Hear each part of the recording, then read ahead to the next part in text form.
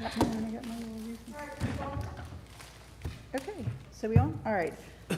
Welcome everyone, and thank you for being here today. We've got a decently full agenda, so let's just go ahead and, well, Casey's not here, so we're gonna have to move, that to after until she gets here. So if you want to, Ms. Lamb, we're going to move on to the agenda item that says equity in special education. You wouldn't mind? Go ahead. Yeah, I can go ahead. So the last time I talked at the full committee on equity in special education was August 2nd.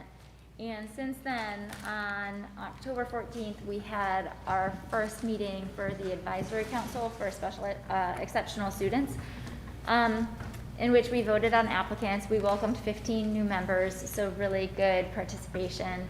And we started developing goals for the 2021-2022 school year with feedback from Dr. Jones that it would be helpful for us to concentrate on not only the family goals, but also her goal of increasing educators and staff in special education. So I think that's great. I think it's a really good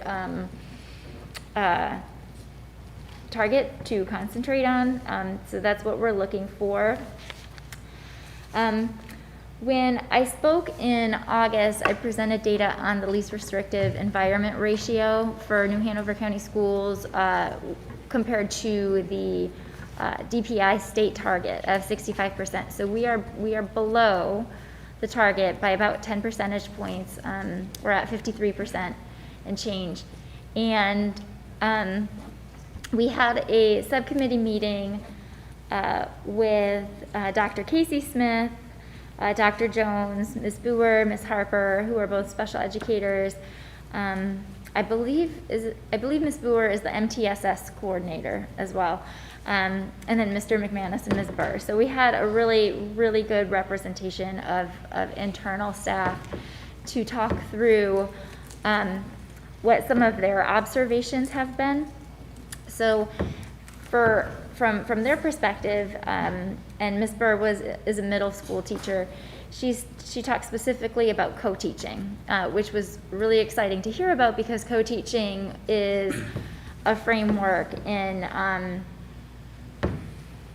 both the benchmark schools that we studied back in August, and it also is mentioned in literally every national organization that supports inclusive education.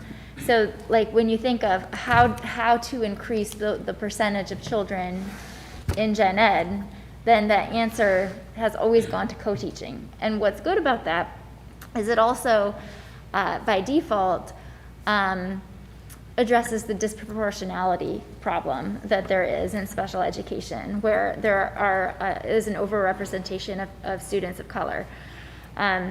So anyways, we concentrated on the mechanisms of co-teaching, and in particular, how, the challenge of co-teaching is one, do we have enough staff? Do we have certified gen ed teachers, certified special education teachers? Do both need to be in the room at once? The answer is no to you only need one certified teacher in the room at once, but the teachers do need to collaborate. So the feedback I got on the best practices that we are doing at New Hanover County Schools on co-teaching is that scheduling is very, very critical. You have to be really mindful of building the schedule appropriately up front in order to make it work. The logistics are the hardest thing. And then co-teaching models, there are several different co-teaching models. The research shows it doesn't really matter which one you use, but the most important thing, both in the research and in application that we learned from Myrtle Grove and that I've heard from other national organizations and anecdotally, is that the co-planning is what's critical. So allotting the gen ed teacher and the special education teacher, that dedicated time to co-plan your lessons is very important, and it has to be intentional. So the dialogue was centered on, okay, in order to make a difference, we would probably have to address the scheduling part prior to the annuals, or such that the annual IEPs were able to kind of incorporate some of these practices that could move the bar. And one suggestion that Mr. McManus had was, is this something that's discussed at principal meetings? You know, if it's a best practice, how could we flow out the information so that, you know, it's not just schools, like all schools are aware of the improvements that can be made, because it does improve outcomes, like test scores. It improves all the indicators.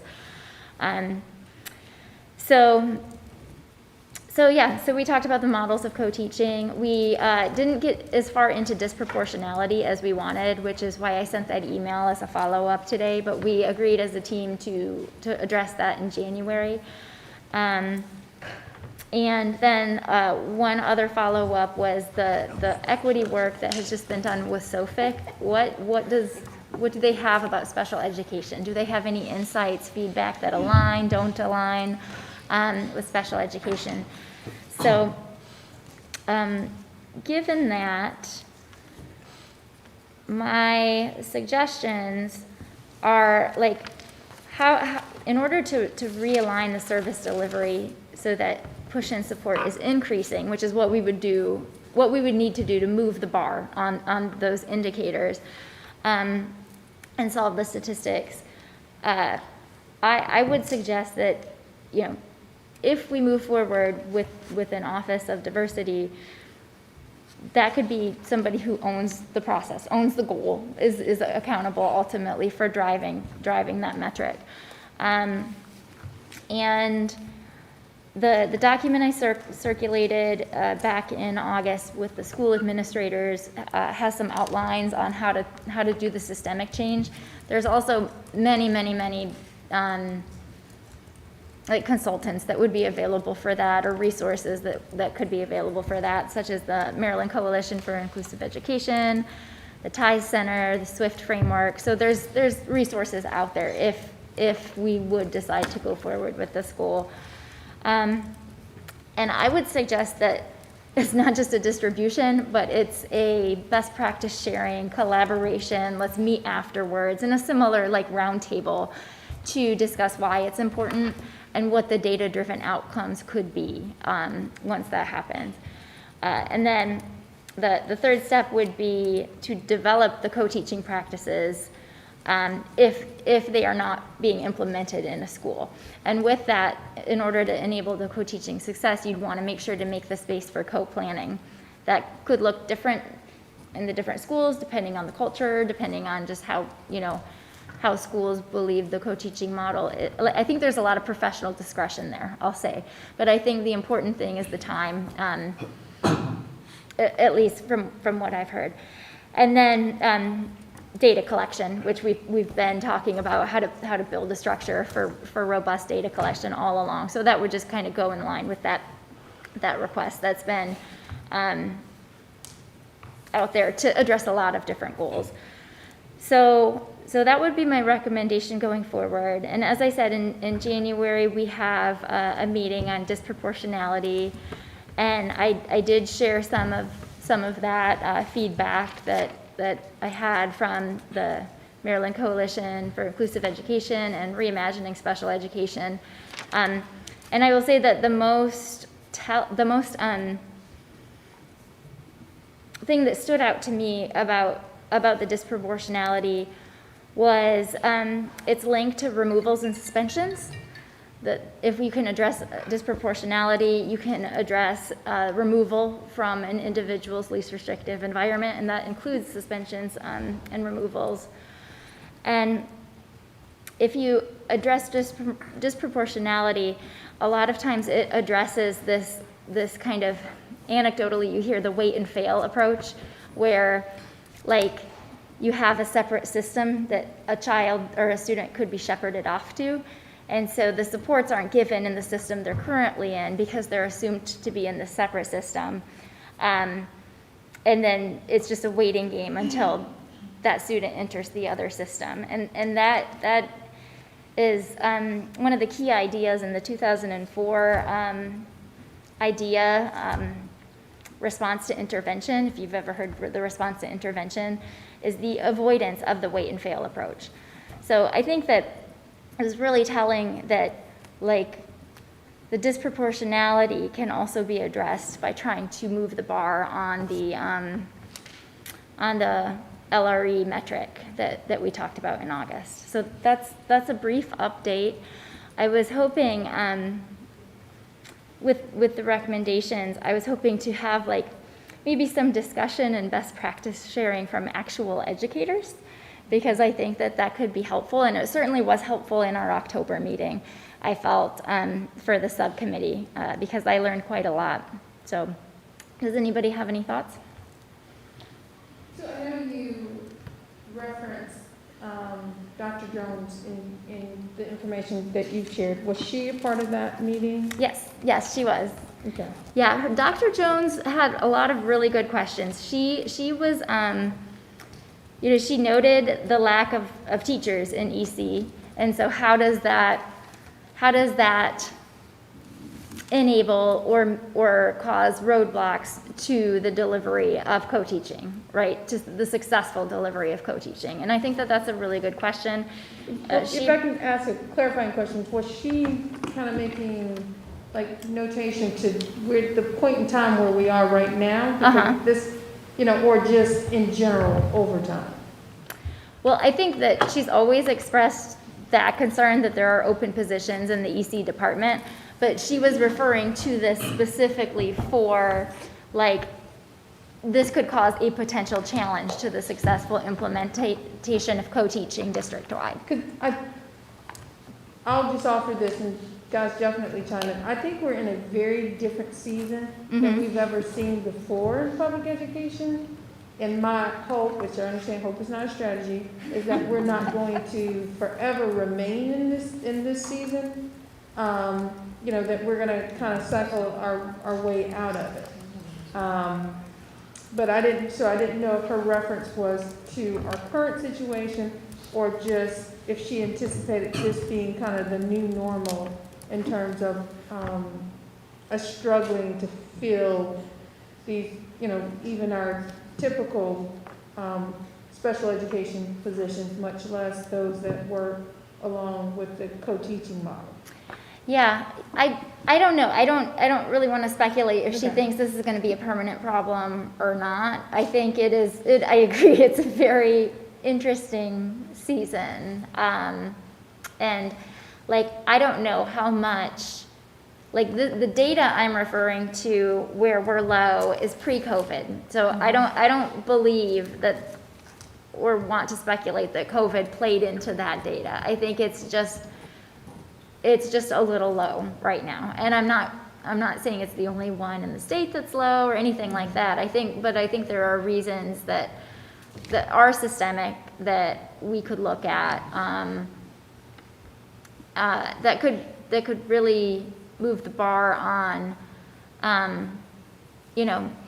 not necessarily like the practices, but the structure, like the logistics for how service delivery works. I think, and I shared this with Ms. Walker, but when I have, again, anecdotally, but when I have been in IEP meetings and I have proposed additional gen ed time in whatever subject, that proposal has gotten rejected by the team. And I think that there are likely supplemental supports out there that we haven't tried yet, perhaps co-teaching, something that we haven't tried yet in order to make that support be able to be delivered in the gen ed environment with fidelity.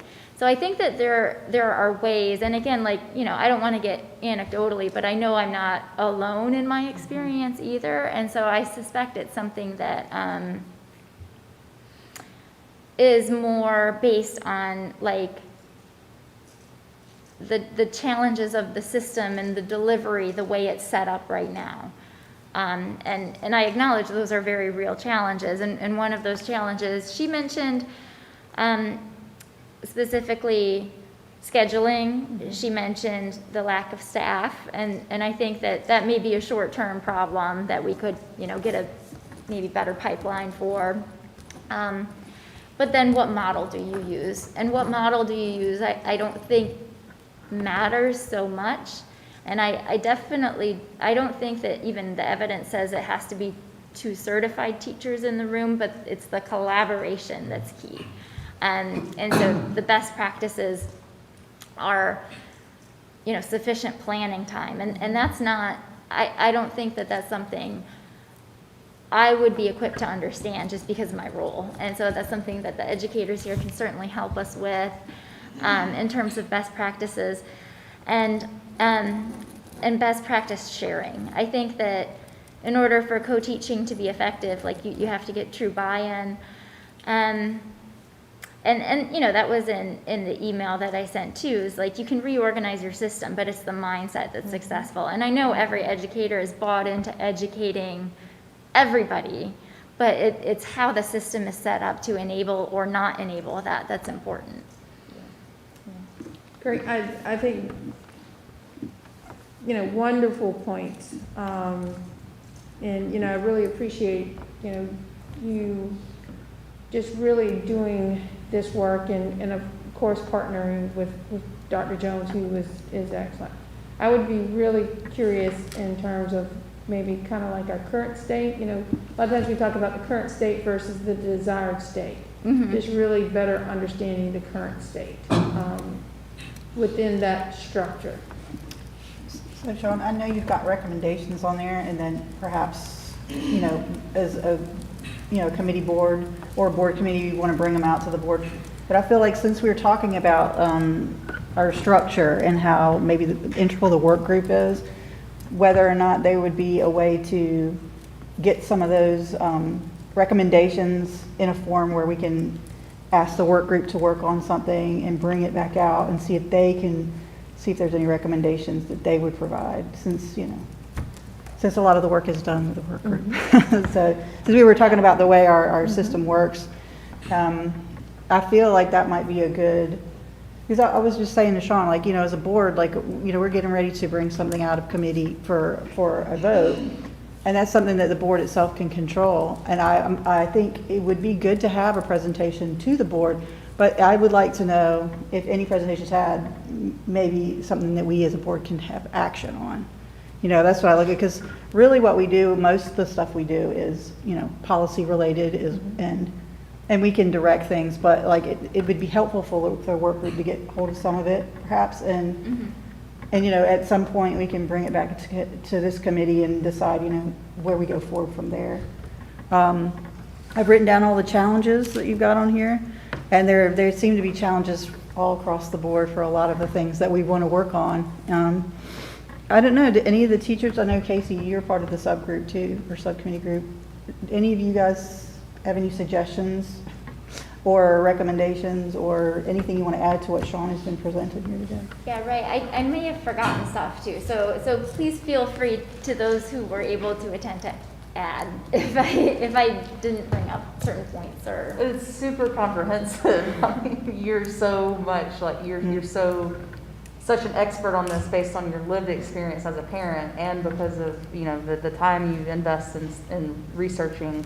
I think the only thing I would have to add is not in terms of, it's just like longer term, we have a set of minutes from our goal 2 committee, so whatever ends up happening in terms of restructuring, I don't want that to get lost, because a lot of this information's there, and however that, folds over into the restructuring, I would hope, stays tidy and is passed on. And I don't think it will, because like Dr. Smith said, we've been working with Dr. Jones, both through the advisory council and through this. And so I think that there's some, I wouldn't say it's to the point of momentum yet, but there's some understanding there's something we want to improve, right? There's something we want to get better at, and how does that look?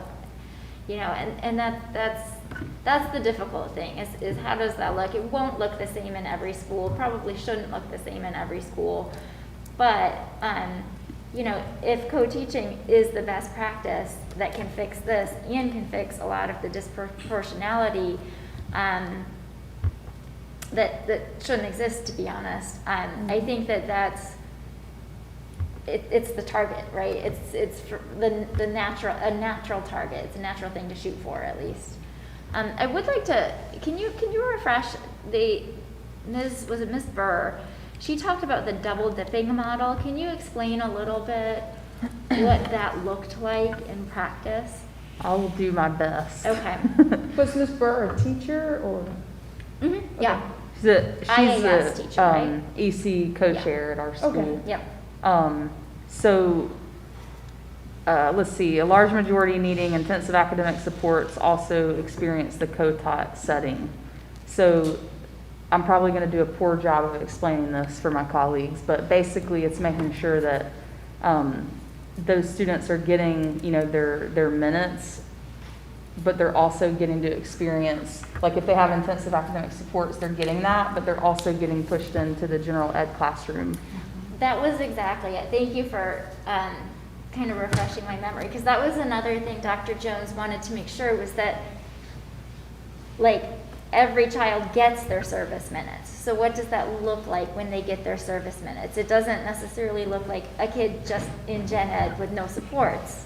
How does that look? And that's where, like, the kind of subtleties of the co-teaching would have to be figured out. Is it co-teaching with the plan and, the upfront planning that the special educator and the general educator do?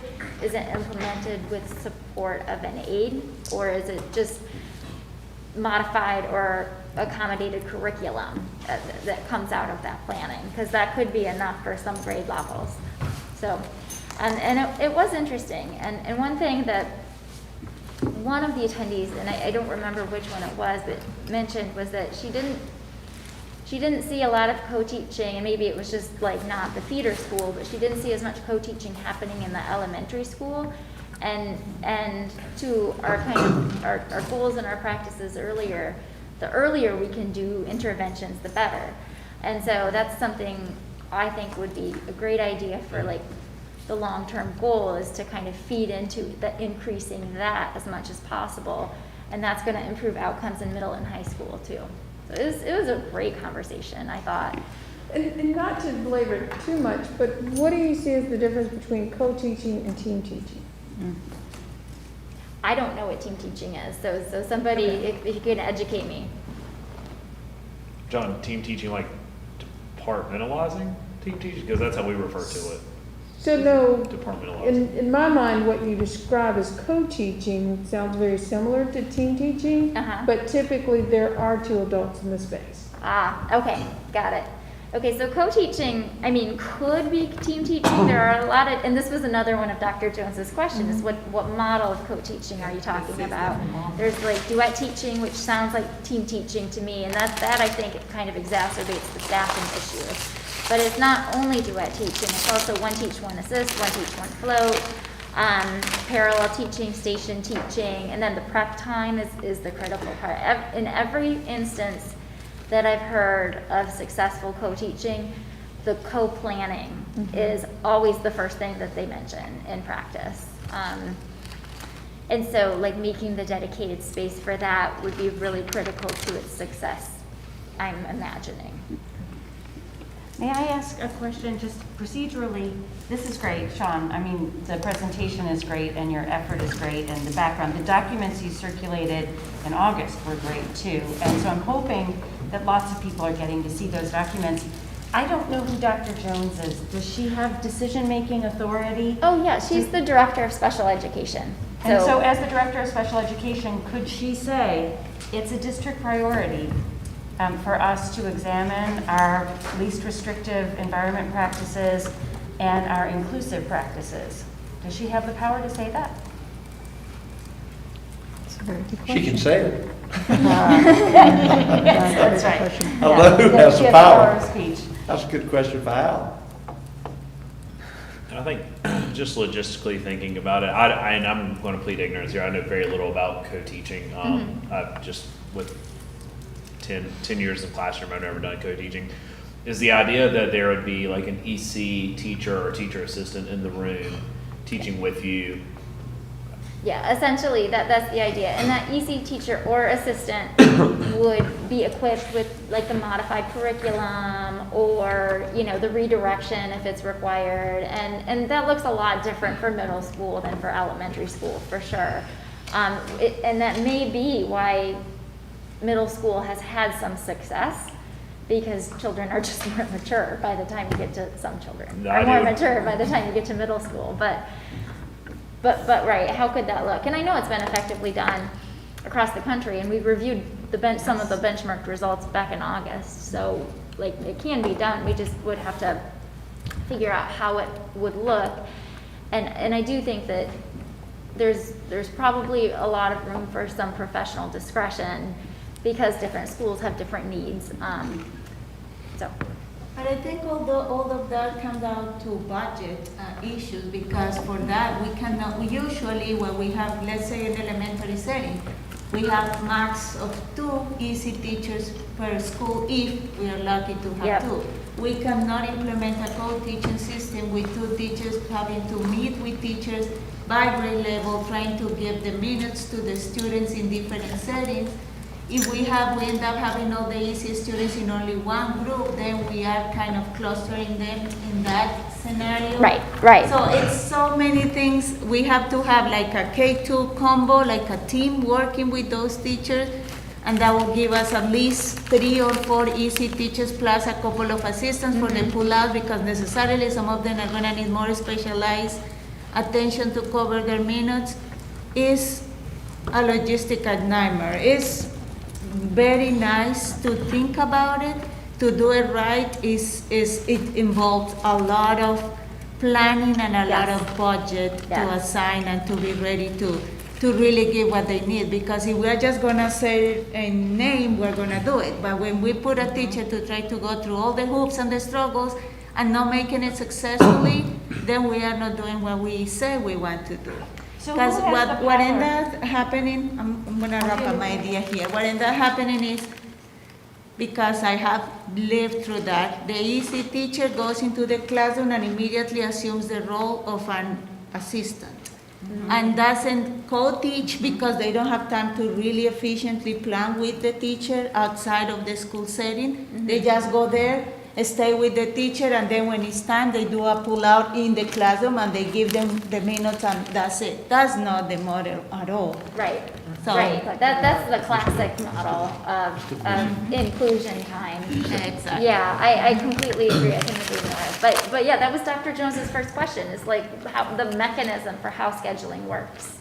I agree. I think that's the biggest barrier. And Sean, did you guys talk about like what were some of the not drawbacks, but were the drawbacks that are preventing us from being able to move forward with this right now? Like Lena mentioned budgeting and personnel. So were there anything other than budgets and personnel, or were those? So there was scheduling, but that kind of goes back to like personnel can help alleviate scheduling quite a bit. There was personnel. There was, you know, the which model do you use, that question. And I think like maybe just some more, I don't want to like standardize that, but maybe some more like support on what the different models look like in practice could help alleviate that question. She did talk about you both have to be certified. Is it a team teaching thing? And so then you're putting two certified teachers in one class, which is very Expensive. resource heavy. Yeah, it's expensive. It's resource heavy, right? And I think then the last kind of the roadblock that was mentioned was specifically, we have to make sure we're giving service minutes with fidelity, because we have to be compliant with IEPs. Now, I have been told that service delivery includes like an aide, a para that's in support, and you know, it doesn't necessarily have to be the special ed teacher doing the instruction all the time, especially when you've got a gen ed teacher who is a very highly qualified teacher instructing your child. I mean, there's no like magic thing. It's just, does the child have modifications? or not modifications, but accommodations to access that curriculum. So who has the power to make decisions about the budget? And that's linked to the personnel and exactly like you were saying, the scheduling. Who has the power to make decisions about the budget and about the model that people could use as a framework? And can I add one more to that list of things that would need to be had? It's planning between both teachers. She was just Yeah. saying that, So, that's right. Can you make sure that that's added to that, because that's essential in the Yeah. co-teaching model. Yeah, I agree, and I think Lena said that as well. It's like if you don't have the upfront time to plan, then you just go in and kind of pod yourself out of the classroom, which isn't the intent of co-teaching at all. So, yeah, I agree.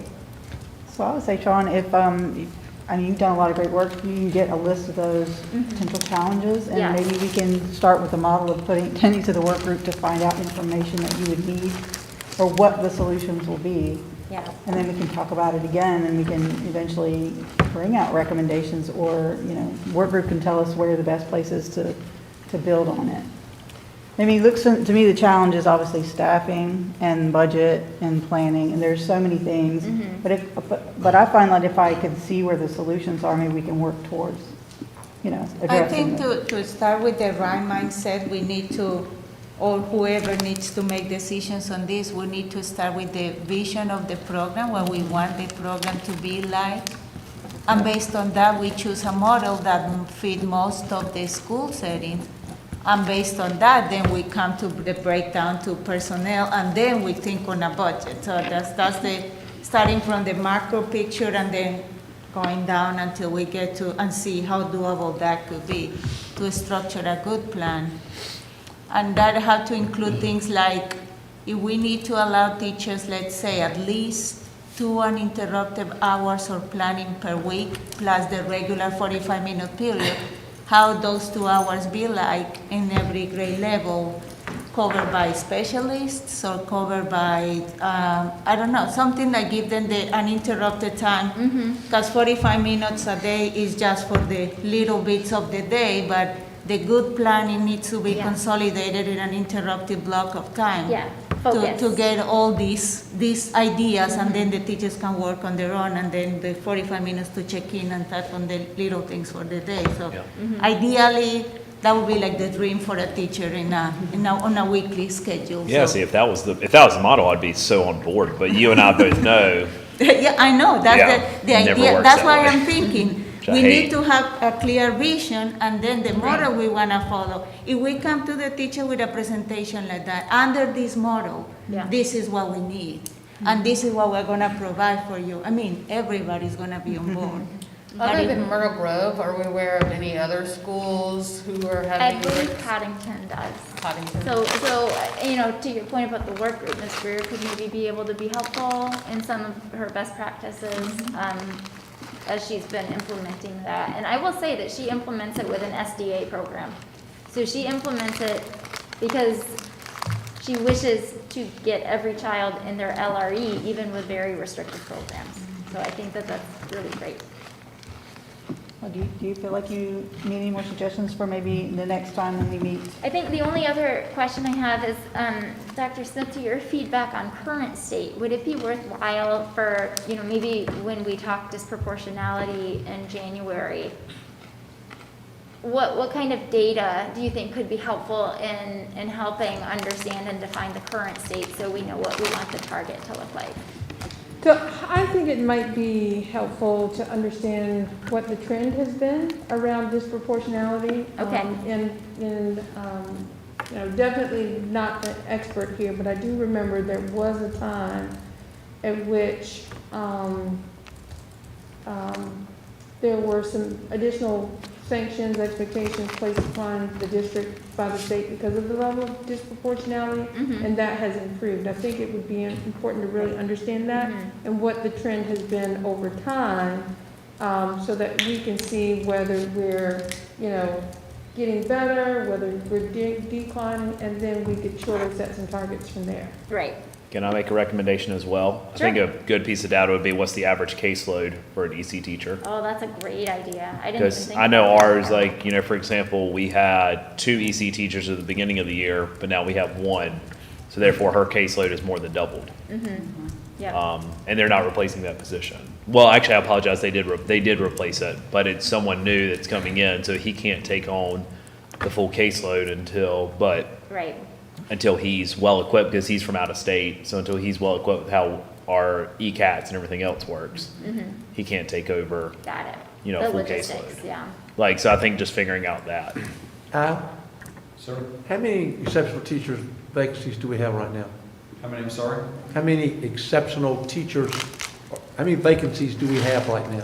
Yeah, I'd be speculating, I can look that up, I don't have an exact number on that, but I can certainly look on the website. Well, no, but I know it's I not do know we good. have openings. Yeah, they're hard to fill positions, correct? Those are the harder to fill It's positions. hard to fill all of them now. Well, that's true, but I know that's a Yeah, 3 distinction, though, months. that those are particularly harder to fill. So maybe get ideas on recruiting. Yeah, I'm sure Dr. incentives. Jones Yeah, knows yeah. that, yeah. And you mentioned that we didn't really touch on disproportionality in terms of race representation in EC. And we had invited, and she was present, with the MTSS instruction specialist for the district. So we want to, ensure that when we come back in January, she and Dr. Jones are there again. Yeah. Because to me, going back before, like what you stated, it's like the first thing I want to look at is what do our numbers look like in terms of interventions?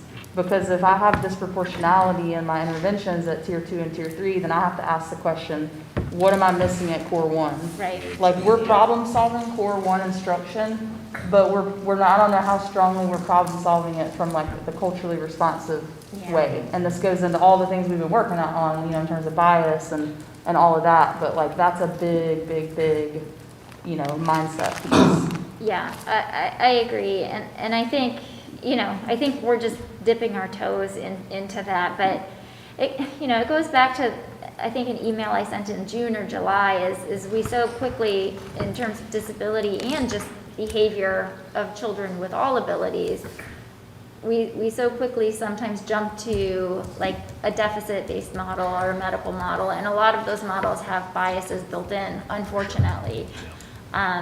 Instead of a behavior-based model of being like, what's the antecedent? What brought a student to this behavior, and going from there? And that absolutely could play into, certain categories of disability.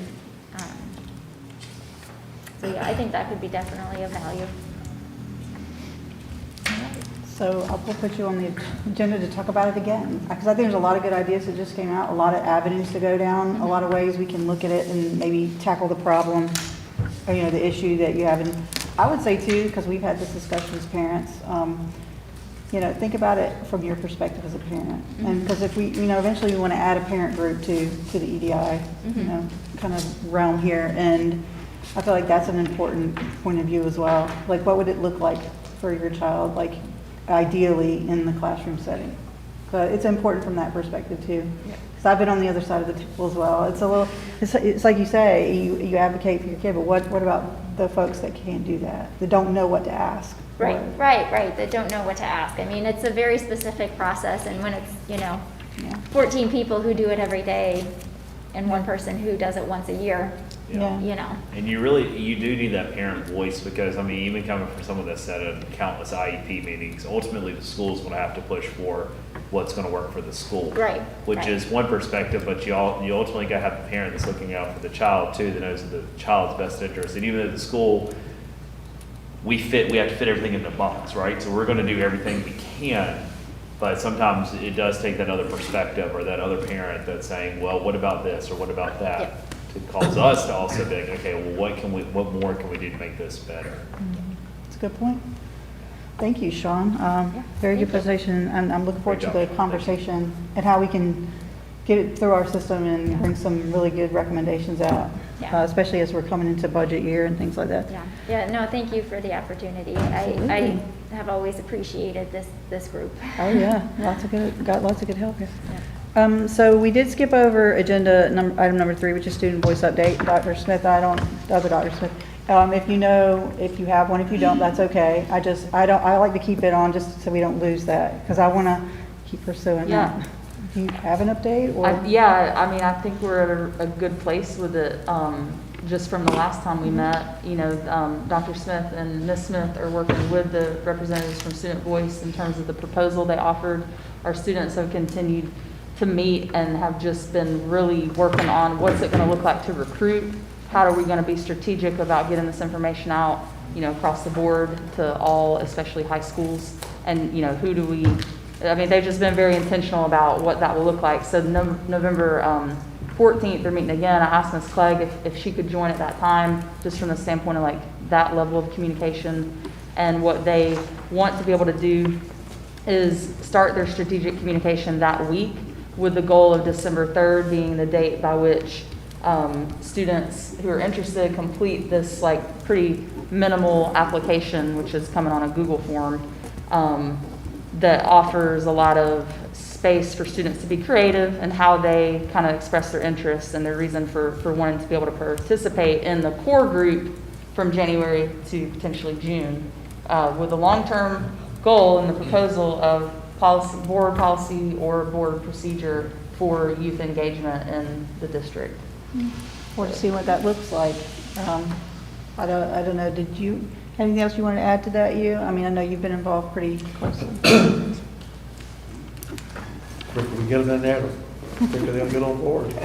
And the other cool thing is, I talked to Dr. Smith about getting some of those students present when the student group is working with SOFIC Solutions, just so that they can have some of those coordinated conversations with students that have been working for a very, very long time within the equity team. So, Who disseminates all that information at the local schools? say that again? Who at the local schools is, I guess, offering, disseminating that information to the students who might be interested? Which information? Yeah, who at the schools are? Who at the school is sending that information out to the student body? I mean, with those Sending which information? about becoming and participating, filling out the form, etc. That's part of what they're working on right now. Okay. Is, you know, who, like when we meet next, the question is going to be, okay, what can those of us that are adult allies do, you know, to get with other adult allies to get this information out? Students have their own ideas about communicating with their principals and their counselors. And then of course we also have like these community organizations that are youth serving, that, you know, we're hoping, and I mean, of course, among this group too. I guess the only thing I would say, like, for us to be thinking about, I'm not sure up until this point if we have all conceptualized the fact that this work is not just going to be the work of youth, like it needs to be the work of intergenerational partnership between youth and adults. So now is probably a good time for us to be thinking about, you know, who are not necessarily individuals, but how can we start thinking strategically about adults that are willing to commit to this process with youth throughout the spring? Because it's not something we're just asking them to go and do and make up, but that like adults need to, you know, be involved in the process of learning about authentic youth engagement while kind of sitting side by side with those youth as they co-create a model for our district. Okay. Well, I guess if there's anything that you want the group to kind of think on or bring ideas for December's meeting, just email us and let us know, and we'll brainstorm it out. Okay. Awesome. Thank you for that update. Okay, so the next item on the agenda is just a brief discussion on the resolution. It is going to be on the agenda November 9th for a board vote. I don't know if you've all been able to go and look at Cress's document that she's had up there. I know you gave us a deadline, but I always do that too, just to make sure people pay attention. But if you haven't looked at the resolution yet, or if there's anything that you feel might be missing in that discussion, do it as quick as possible, because I know the general review meeting will be Wednesday, and we want to have stuff up on the actual, you know, Assembly website before our meeting. I've looked at it. I've added my kind of suggestions on there. But just, if you guys wouldn't mind, maybe we'll refresh the link so everyone can just look at it one more time. I would say the latest Wednesday, if there's any suggestions to it. Great time to say thank you, Chris, because I thought it's very well written. Yes, So yes. just read, I think you did such a good job of explaining why this position or this office is so needed. And I will note, I'm not a language person, right? But it seemed very well written, but I will note that GE Hitachi has a chief diversity officer. I feel like it's important. I feel like businesses and I mean, this district is a big business, it's a big employer, right? It's important. And I think corporate America, so to speak, has kind of concluded that that's needed as well. So I definitely think the need is there. Thank you, and thank you everyone who went in and dropped your lines, your feedback, and added additional language that I may have missed. So yeah, like Ms. Walker said, get any other comments or suggestions you'd like made in there by Wednesday, and I just pretty much took language that we've already used in equity or in work group, language that we used in that statement we put out last summer, language from our mission statement, and just comments that was already a part of all of the information that I feel like we've collectively discussed and talked about since the birth of equity in NHCS. So I just wanted it to reflect all of those conversations over the past 2 years. Well, and I will say too, that, to Sean's point, we have a county counterpart now. And and then Kirsten sent out the President Biden's, Executive order. thank you very much. So, obviously the trend is to be more mindful, and since we're one of the largest, obviously, employers also in the district, we are a big entity in the district, in the county, so I think it's very important that we have someone that represents that, what we're working for, so that's awesome. Okay. That's definitely good points for the board discussion as well, because of course, I'm sure there's gonna be some discussion over it, but just the point that this isn't anything new. If anything, we're trying not to fall behind. That's right. I think that's what we're finding, to not fall behind. It's like a natural progression. Yeah. From what you guys have been Natural doing stuff. for years, what we're working on here as well. So thank you for that. Okay, Dr. LaShawn Smith, would you want to take away the equity work group updates, please? Yes, thank you, Ms. Walker.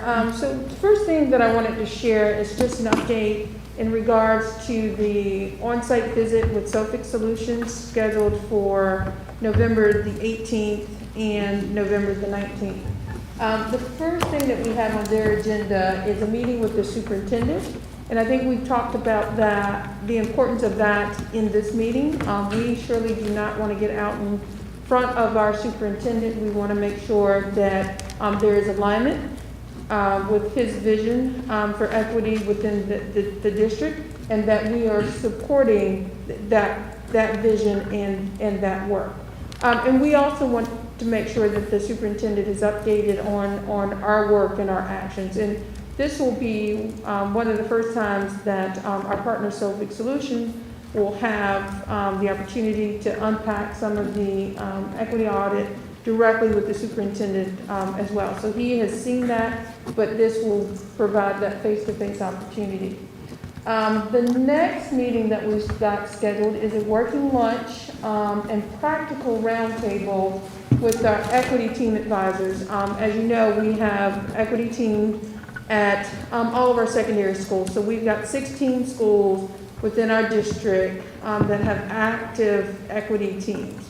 And so we're bringing those folks together with Sophic Solution in a practical roundtable. So it really is a meeting for practitioners around this work. They actually recently had a 2-day retreat themselves that was coordinated primarily by Brian Jones and Abby Nobles. Brian Jones is at Murray Middle School, Abby Nobles is at New Hanover High School, and it was somewhat centered around the color of education, so they ended their day listening to and being a part of that training. And so now they're going to be coming together at another convening with Sophic Solutions. And so we're really excited about that. That has much more of a loose agenda for that particular meeting, just simply because we want it to be what those individuals who are supporting this work in our schools really needed to be. But it is a meeting for them as practitioners. And then we're going to end the day with a special meeting with EDI. So it's going to be an EDI board meeting. So it will be a public meeting. It's not going to be live streamed that day because we want it to be interactive and not necessarily tethered to the microphones and necessarily this setup. But it will be a public meeting, and we will have our work group partners as a part of that. And I think that's really our first. We did a slightly virtual kind of gathering once, but this really will be the first time that we've come together as a large group as well. And one of the intentions of that meeting is really to spend time talking about the evolution of the work. So we've talked about that clear sight line between EDI, the work group, the parent committee that we're putting together, how our student equity groups will be a part of this work as well. And so really talking about how we build that and launch that as we move toward the new year. So that will be the meeting there. And then I'm really excited, and some of you might have noticed when you came in, I was on another meeting, so you know, a meeting before the meeting. And that was actually to talk about the design of the student equity work group session. And that's going to be from 9:30 to 1:30-ish on the 19th with SOFIC Solution. And so again, we'll have 16 schools. We're bringing together, we can't bring together all of our students. We probably have in excess of 180 if we did that. But about 80 students and 80 students and about 20 adults in this space. And so we were working on the design of that. And so that's going to be on the 19th. And then finally, we'll end our site visit with our equity coaches, which many of you volunteered to get that training. And so we have maybe about 28. I think a couple of folks have left the district. So we had 30 that were trained, but I think we still have about 28 in the district. And so we're going to bring our folks who were trained through Equity Collaborative as equity coaches together, and we're going to unpack the equity audit specifically with them. And so that's how we're going to end our visit with SOFIC Solution for those 2 days that they'll be on site here in New Hanover County. So any questions about that? I've kind of run it through my mind so many times. A little bit of automaticity there. Sounds very thorough, for sure. Well, exciting. We'll see. Yeah. There's still some moving pieces. We've got to make sure that I's are dotted, T's are crossed. And of course, Cherry Smith is helping me with all the details. I get to do the big pictures. She helps with the details. And then again, can't say enough about Brian Jones and Abby Nobles, who are helping me with the student piece along with this as well. I'm a little rusty in that area, unfortunately. And then the next thing I wanted to share was we shared the September version of the Student Support Services monthly report with our equity work group. And so there are quite a few data fields here. So one is enrollments and withdrawals. So we know how many students were there, essentially, you know, E1, first day of school, or during that E1 enrollment window, and how many students have withdrawn. For example, Hargett High School has 2,204 students, but in this time they've had 29 student withdrawals. So we're tracking that information for our schools. Also, student attendance. We don't have the average attendance for the month of September, but I'm sure it's going to be populated. So it populates, I guess, behind, maybe within the quarter, but that will be populated. So that is data that we're tracking as well in the Student Services monthly report. Another one is discipline data pull from the Educator's Handbook. So it lists the schools and the number of ISSs and OSSs per school. And total of cumulative dropouts, so we're tracking our dropouts per school, and we're also looking at that demographically. bullying, harassment, and discrimination, the incidences that are occurring within our schools. McKinney-Vento, and as I'm sure all of you know, McKinney-Vento is the program through which we serve our students who are considered homeless.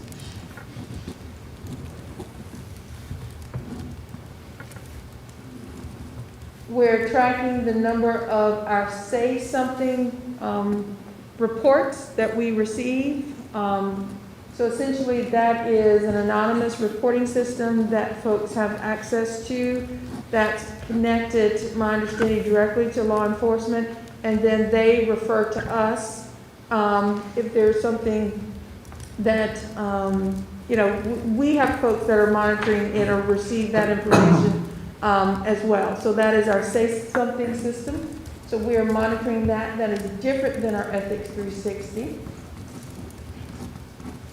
FAFSA completion, because we know that students who are more likely to complete the FAFSA are more likely to enroll in a college or university.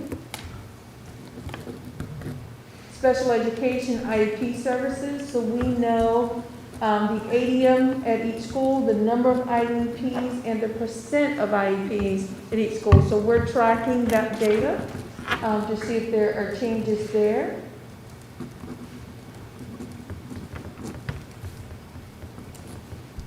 Also the number of special education referrals by school and placements. So those students who are referred as well as those who are eligible. And then also we're tracking the number of shelter in places as well as lockdowns. And then any reports of sexual harassment, any reports of gender-based harassment. And so this is data that our Student Support Services Department will make available every month for the district. So this is information that we can have access to every month.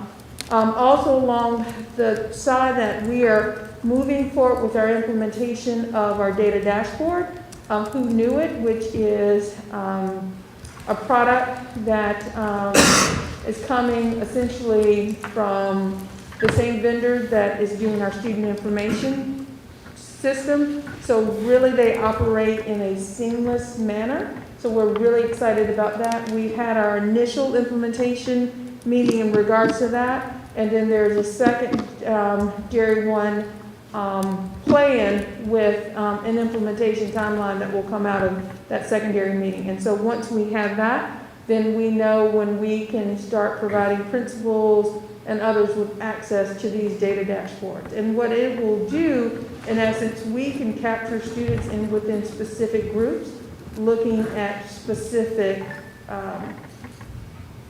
programs or processes that are essentially in place and look at performance over time. So we're not going to be generating these hard reports per se, but if we need to know how well our male students are doing who are involved in this XYZ intervention or are receiving access to this particular program, we can track data that way.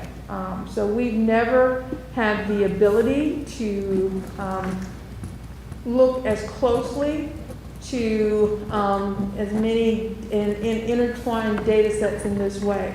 So we're really, really excited about that. Dr. Smith, can I Yes. ask a question? Mm-hmm. When looking at the data, I know it is, I don't want to say negative or, like just a little connotation there. So is there, because I don't want to make an assumption either, is there also a look at, okay, well, how many minority students is a school putting in an AID program, or how many students are being placed in advanced courses? So then it's not later on that this information is being brought to light that is already in that data set. Okay, well, this semester you were able to show, like just to show that it's an asset to, okay, the work that's being done within the district as far as like equity work groups and all of that stuff, is that stuff progressing within, especially these 16 schools where they have equity work groups? So I think that's a wonderful question. It's almost as if maybe you were at our work group meeting. You were listening. I Because- was not. Which we don't televise those, because those 2 points, those 2 exact points were made. And so the suggestion is gonna go back to our student support services Okay. if they're able to track that data for us, Okay, which would be great. But again, once we are able to, fully implement our data dashboard, then that information will be readily available to us. And you can look at it over time. So if you wanted to group these schools, maybe these schools, you know, by feeder patterns, then we would be able to do that. Whereas right now, you know, it requires the hand calculations. yeah. It would be so much more automatic. But those 2 questions were both asked and are going to be suggested to our student support team. Yes. Thank you, Yes. Dr. Simmons. You're welcome. That was a good question. My question you probably partially got in front of as you continued, but so will this be a report out type structure where it's reported out at the monthly board meetings, or will it be a pull? You can go in and pull at any time, and then like you implied it was a dashboard, which is like on a website that somebody can go and visit. How So do for the dashboard, it's an internal okay, piece, so it wouldn't be public facing Got per it. se. But say for instance, it gives us the ability to look almost immediately, nice. And make a determination or have some indication, because of course, you know, you can't really do causation in anything, but some indication of whether or not what we're offering as an intervention is having the impact that we want to see. Whereas before, in many cases, you really had to wait to the end of the year to look at EOG scores, and then again, you've got so many things that you've done along that whole continuum of a year, Yeah. you really don't know what impacted what. Yeah, how do you You have to make cause it? really big assumptions. This really allows us to drill down so much more closely. And then again, you know, if you want to look just at student athletes, or you want to look at students who are in Math 1 classes, first block across the district, you have so much greater flexibility to pull together groups than we've ever had before. So we're really, really excited about it. And then there are some other modules. And what I'll say is, once we get a little closer to full implementation, I think it would be helpful if maybe Elizabeth Murray, Dr. Murray, could come and present so that we really have a good understanding of what this can do for us. You know, anytime your data people get excited, that's a good thing. Yes. You just kind of answered one question I had, because you had referenced interventions, so I was curious, like, if that included any kind of community-based interventions, like interventions by programs or community, you know, so some of the organizations and nonprofits out there that are probably involved in the discussions related to school violence prevention, or is it just focused on what New Hanover County School, like programs you referenced, or like student athletes and? So it's internal, but, you know, one of our partners is Community and Schools. And so Community and Schools, they support specific students in our schools in different ways. I surely could see us putting together a subgroup of those students and looking at their outcomes in comparison to. So I think there is that opportunity. And this might be premature, but with the Cape Fear Collective, how does our, because we have a memorandum of understanding with them, right? So is this connected with that, or will there be like pieces from this that? So my understanding, well, the data dashboard in and of itself is completely separate from that. But I don't know that there might not be an opportunity for there to be some overlap and some interconnection, especially if there's a project or need that we have to work on together. So I think the memorandum of understanding allows just for, you know, us to work as partners in a way that, you know, things that might typically be red tape have already been kind of smoothed out. But I don't know of anything specific at this time. I was gonna say, I met with Megan really early on, and she's from Cape Fear Collective, and I think since they have access to our data the way they do, if there's anything that maybe our group wants to know, or perhaps if we can ask them to run a report on, we could do that too. And I was separate from what Dr. Smith is working on there, or with the work group, but I mean, that's the understanding I had, that, you know, if there's something that we, you know, or us as a board or us as a group want to look at, and that they can pull from the data that they have access to, that we could do that too. So something to think about. So we just had an exchange with Megan last week. Do we good. want to update on that exchange? So, I mean, I think you surely can speak to your conversations, and I think there probably are some internal district conversations that probably need to be had as well. But yeah, but you surely can speak to that. Just an inquiry from Megan, just so that we all have the same information going forward, an inquiry about, you know, is there anything we want them to do? And what I learned, is it fair to share what I learned? Oh, yeah, Okay. definitely. So what I learned by asking people in the district is that, and I'm going to say it exactly like I learned it, and then you tell me if, if there are other issues, that the memorandum of understanding was signed, but there is no department who put forward the language in the MOU. There's no district department that is saying, we're prepared to share these data, we're prepared to give access to Cape Fear Collective. And so basically, everything is stalled, and it's not clear if it will move forward. I don't know how it could move forward. I mean, somebody in the district is going to have to decide that this is a priority. It got me thinking, if this helps. That's my most updated information. I'm sharing it accurately as I understand it. It got me thinking about theories of action and theories of change. So what do we think makes something happen in this district? Because it was very reasonable for all of us to think that an MOU made something happen, right?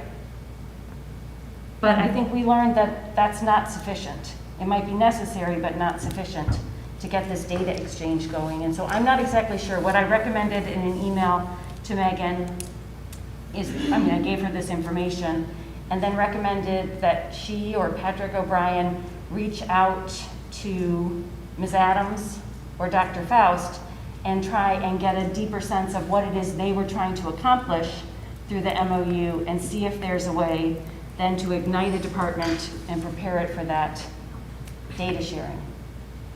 Anything that I left out? No. Okay. Okay. Does that make sense? So when I asked that question, that's why I asked earlier, who has the power to change the budgets? Who can do this? Because what I'm trying to learn from you how the incredible conversations that you're all involved in turn into action. Everybody's working so hard, but how do we use all of this hard work to make actual changes, like in inclusion practices, things like that? So you're welcome to teach me directly if you want, but I am going to ask questions periodically when I cannot figure out, like, well, how would this conversation? Actually, I have those same questions. I'm on the board. But these, we got to keep asking them, right? But so I don't know if that helps. Does that help? Oh, no, yeah, I didn't really have a question, but I'll reach out to you, and maybe you can explain it more to me so I can understand what you're Yeah, saying. and I can share the email with you. if Sure, that helps too. absolutely. Yeah, let's do that. Continue, Dr. Smith, will you tell me? Well, and then the last two items I'll kind of bring together. So transportation for signature programs, that was a topic of discussion that we want to, as an equity work group, really dig a little bit deeper into. And also along the lines of creating a culture that establishes a climate that is welcoming of diverse populations. And so the two really go hand in hand. So if you create this signature program, the student is accepted into the program, but then their family is not able to afford transportation for them, to provide transportation, then really have we created this climate that is welcoming of diverse populations, or have we just erected yet another barrier? We say, you can see it, but you can't have it just Yeah. simply They can't go. because you don't have access. Right. So that's something that we want to spend some more time really looking at, especially, the goal around equitable access. Because, there are some great things that are happening at our schools, and we believe strongly that we would have student bodies that are very representative of the district as a whole if there was the same level of access for all students, and access being transportation at this point. Doing things with integrity and fidelity. And it's not only access to transportation, it's access to the information, to deadlines, The to recruiting, process, the recruiting. because we've been saying this several times in different instances. We communicate the way we receive communication, and we understand how to communicate, but we don't know the different ways that people have access to information. Well, and I don't disagree with you. I'm just saying this conversation was a really narrow one because we know of actual incidences of students who were accepted into programs but had to turn that down just simply because they weren't able to provide transportation for themselves.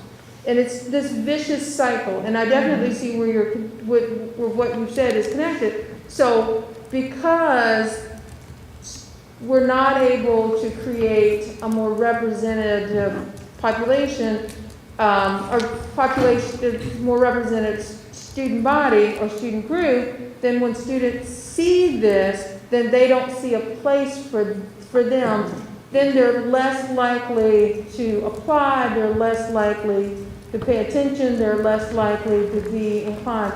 And so it kind of feeds itself in the cycle. And so where can we, affect change in a very straightforward, rather simplistic way, and it's simply in making transportation equitable. And then, once we've got that, then what's the next opportunity for us? Maybe it is in enhancing a process.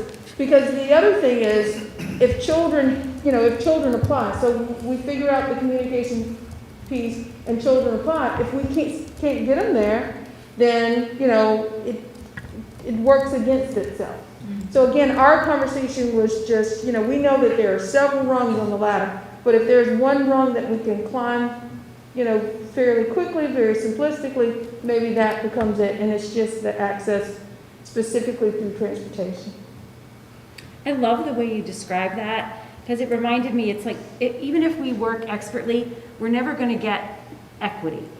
What we have to do is just constantly be pursuing equity, and as soon as we make one corner, we're going to find out there's another turn to make. Yeah, what's next, right? It's a journey, not Yeah. a destination. Yeah. Constantly I do doing like that. how you framed that. It was very relatable, and it talks to that incremental progress. It's progress, and we're never going to get perfection, unfortunately, but we will make progress if we handle it like that. I love it when you guys restate what I said, because I'm like, it sounds so much better coming from you. But anyway, thank you. It sounded good coming from you. We're just excited by it. That's how we got there. All right, so that is it for me. Thank you, Ms. Walker. That's wonderful. You guys are so busy. I'm like, trying to take notes on it. I was like, wow, that's a lot of good stuff you guys are looking at. And I'm glad that you guys have an opportunity to get that data faster, to be able to maybe affect change quicker than waiting to the end of the year. Because I know that's probably a barrier. Data is very, very important. It tells us some of the things we need to know. Okay, so the last item on the agenda is this suspension discussion. We had a really good conversation the last time, and I wanted to keep that going if we could. Ms. Beatty, who isn't here today, she actually sent us a really good email. And I had the opportunity of visiting Ms. Siberry's school, and I really love to see what they were working on in Burgo, what you guys do.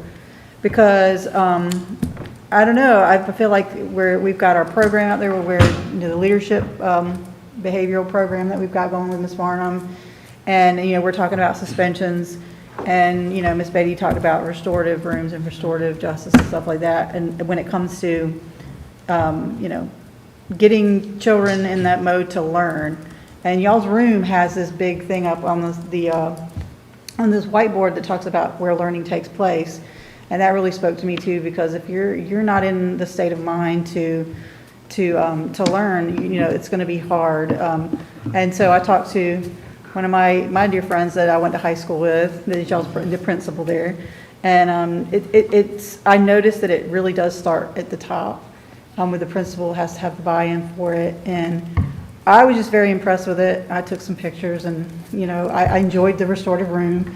We got to sit down and we got to kind of just feel what it was like, and then she told us about the process of what students go through. You know, if she maybe notices somebody that's not feeling too good that day, you know, what the process is to be in that mode for learning.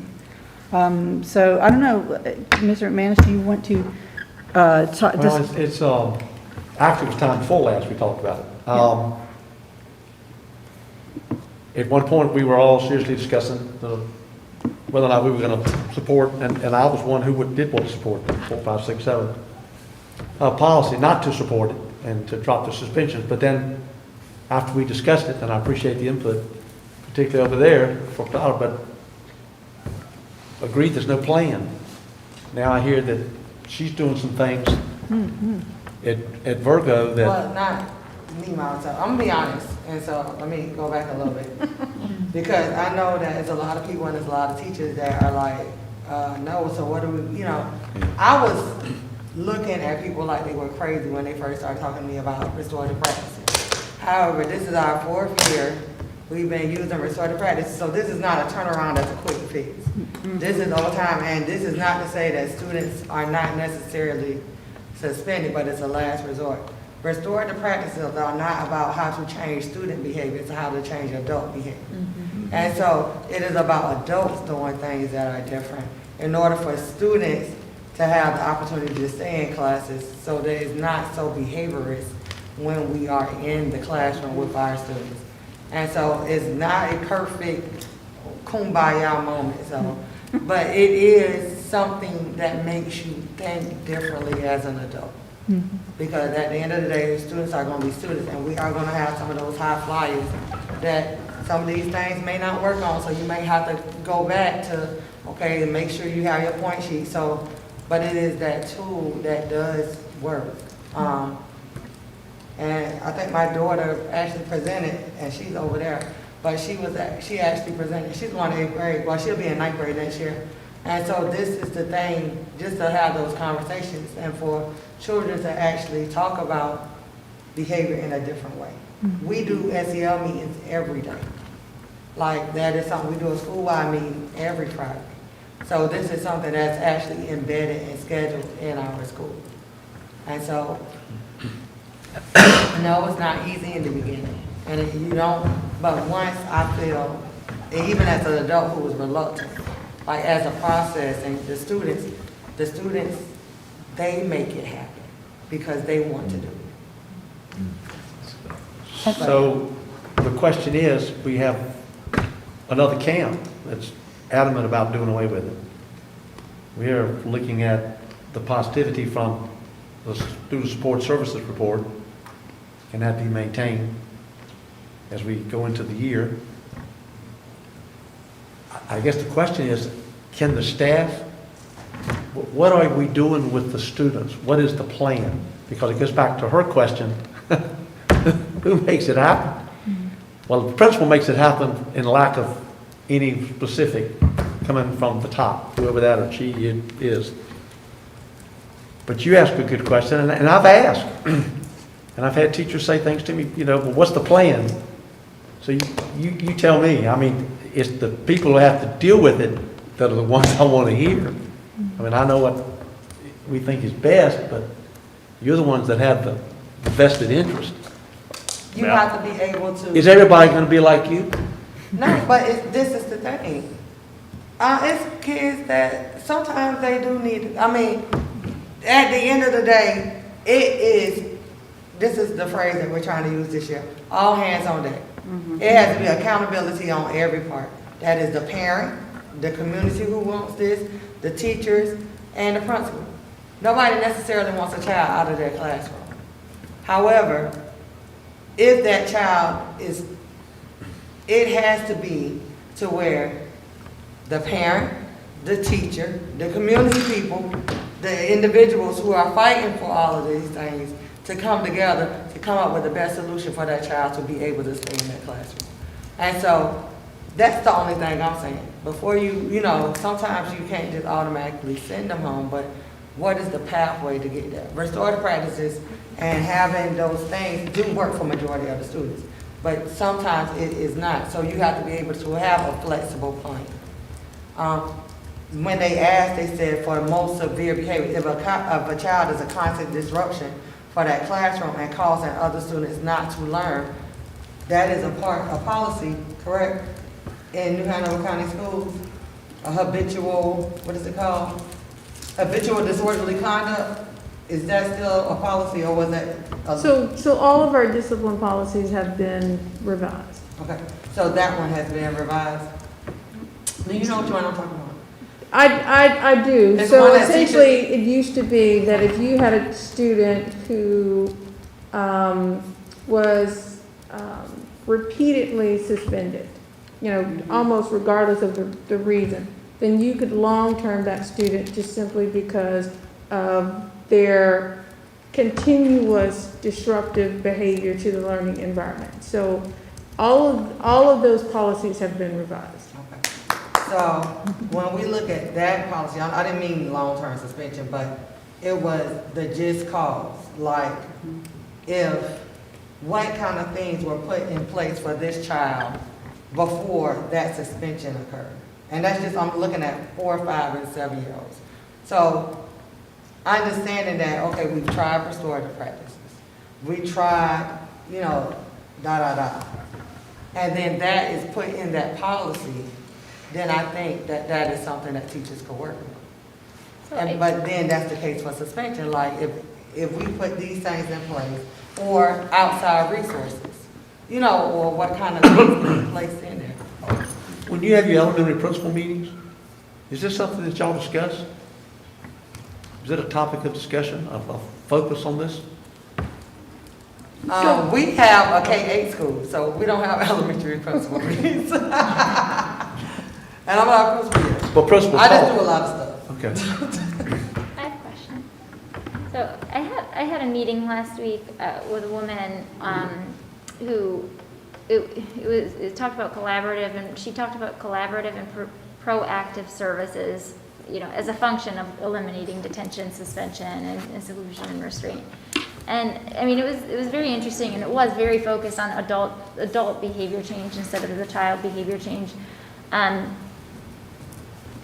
And it, you know, in behavior management for special education equity, we do that too. We focus on the antecedent of the behavior, so we can try to, you know, roll out getting in front of it, and that works with any child. I guess my question would be, like, if we had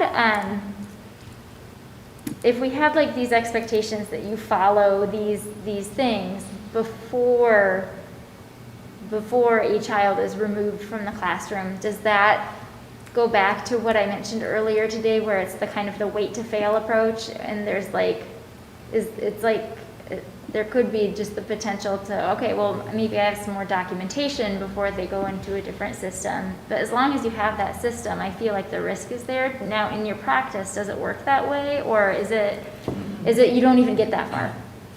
No, I don't think you, I mean, and I'm just, you have to understand, we are in a small environment. Mm-hmm. So we have 200 students in a K-8 environment.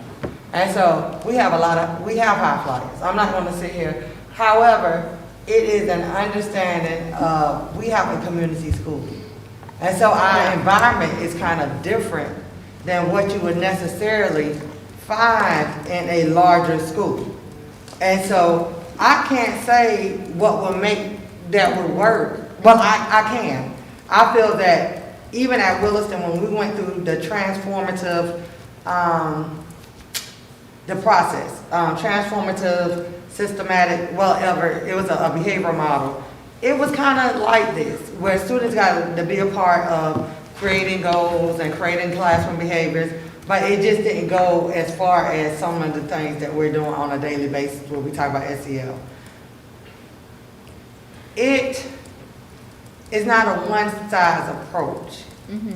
But it works because a lot of times when we come to behavior, I'm not saying in situations that I've observed, so I don't want to put an emphasis on what other people have endured.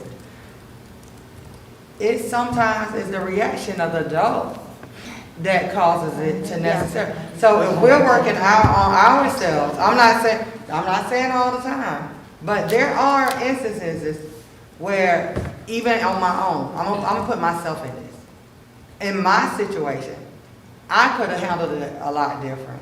And then therefore, the problem may have not escalated, or the problem may have been not have gone to the principal or anything like that. I could have did that phone call and then, or either had that moment with that child and just say, okay, well, you know, blah, blah, blah, this and that. And then we could have handled it that way. And it wouldn't have ended up in a suspension or anything like that. I'm just saying for me. Now, everybody else may have a different situation, but this is what restorative practice has done for me as a teacher who has been in this game for almost 20 years. And I'm just saying that's what it's done for me. I can't say for anybody else but for me. That's great. Well, we I'm never gonna want leave to it like that. take, we never want to take away a principal's right to remove a student. That's your call, and I understand that as well as anybody in the world. But how's it going at your school? So, I mean, I think what Kamika said is spot on. 90% of the issues, 95% of discipline issues are the adult. Or I shouldn't say the adult, or how they respond to it. Like, so to me, if we're gonna roll out this ending suspension of 4 through 7-year-olds, I think the plan needs to be restorative practice. I mean, it seems like all the data points to that is what works best. But then you gotta have time to implement and to get people to buy in. But you know, we're told there's all these other things that we have to do, but that's one thing that. But the trainer has to start with adults over, at least, to me, we started over a year period. It wasn't like we did the training and then next week we were starting with the practice. Exactly, yeah. It was maybe, at least a 6-month period for the adults, like we had to do a circle. And it was crying, there was all this stuff going on, but it was like to go through the process. And then the circles that we have with the kids are not that intimate. Like, okay, what's your favorite color? Like, sometimes it's just that simple. But the adults had to go through an intense moment. We had to do ACEs. We had to do all of those different things. And so that process was not, if you're going to put this on children, then as an adult, it's something you have to go through. So it has to start with the training from the adults, and then they're comfortable with it to take that part. And somebody does our slides and stuff for us in the morning, so it's just a process. And it's a work in progress. It's not gonna be perfect the first year, so don't think all this stuff is about to be like, ooh la. Second year, like I said, we're in year 4, and it's like, hey, now we got kudos, we can do less. And so that's just it. That's a very good point. What you said earlier is that now you're on the other side of it. Your mind has been changed, and so you can't see another way. You know, that's the best practice and the best way. Well, that's where I see. No, it's okay. No, I was just saying that's important. This is where I see like maybe Susan Cole's project that she's working on with all of us, like the behavior leadership team. If they had a focus of restorative practice versus what we're doing now, I think you would feel more buy-in. In my opinion, as someone that participates, and we have a meeting next week, and not that, you know, we go to Susan Cole this week and say, hey, scrap everything you have, let's do this, but like thinking about how do we start integrating those two together moving forward. Because I think like, you know, I think about, Dr. Smith, I hope I don't offend you, but I think about some of the things that we spend and focus so much of our time and energy on as educators that really do not make a difference. And this is something I think that would make a difference, because you're going to see the dividends pay off in academic gains and your test scores, all these other things. If kids are in the classroom, if the adult feels that they are more equipped to handle children when they're heightened and they're upset about something and they're frustrated about something, and you can help bring them back down because you yourself are in a more calm state and feel well equipped to deal with it. I mean, I think it's not going to be a quick fix. I mean, you're talking 2, 3, 4 years before you really start to see the tide turn. And you know the biggest thing that, because I know we over time, the biggest thing is that you yourself, the adult, has begun to apologize for your behavior. That's the biggest thing. I apologize so much now, I don't even know what to do. But that's the thing, like, I apologize to my children and one of my students. You gotta be vulnerable. And you have to be. Yeah. And you begin to be, because you're like, okay, I was wrong. And you evaluate your own behavior. And I will also say that, like, the concept of restorative practices, I couldn't agree more, Tyler, about just the implementation and getting like that authentic buy-in, because you need that authentic buy-in to make the cultural change that takes time, that takes years. But I will say that it was a part of the framework of the benchmark schools that we looked at. They implemented restorative practices, and so they were able to use that to move their bars as well. Stephanie, I can't remember, is this specific on the agenda? For our meeting on the 9th? It's not. I think it It was. is not. We can, we can't do it now, but maybe next time. We can talk about it more. But it's a worthy conversation, and I would recommend any school board member to go and see what they're doing over Virgo. I actually did a really good tour of Freeman too. They're doing some good things there as well. They have specific rooms for, for students to go to. And, I know that it's not one size fits all, but, we can look at models and we can see what we can put in practice, I think. It would be a good idea, so. And still, again, one of the issues that we have in our field of education is that we always have to learn it at the same time that we're doing it.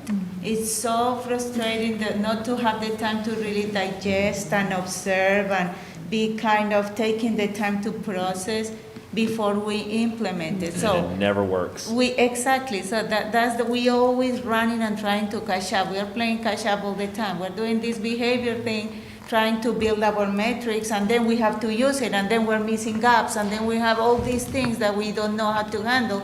Then we go back to what we know. That is the thing, the approach that is not working. Then I'm more comfortable with that. So then I forget about what I learned.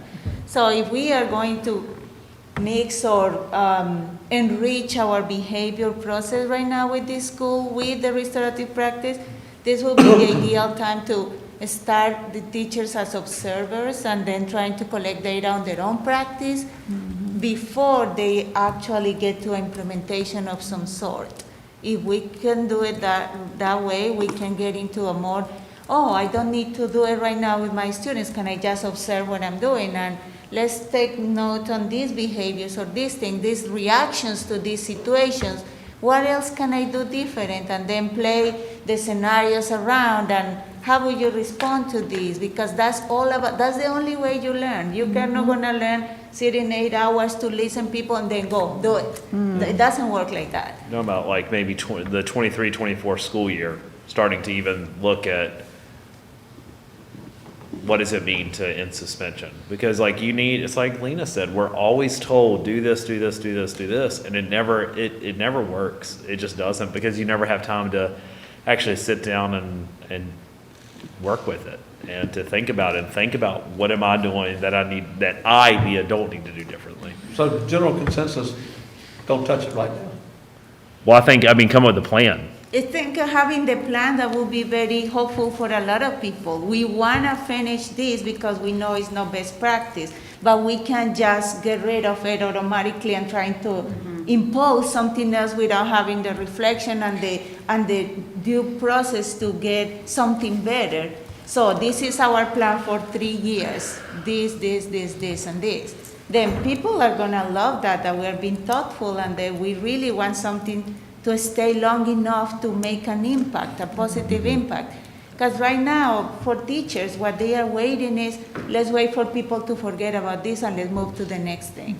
That's the mindset where most of the teachers are. Amen to that. Yeah, this is gonna be gone in 2 or 3 years and let's see what's next so I don't have to stress about that. And it's awful because there's so many great ideas that are taking shape right now, but we need to stick to them and give them the long-term plan, the vision for that, because we are so in the now or trying to survive this present that we are not seeing what's coming out of these great things that we are trying to implement.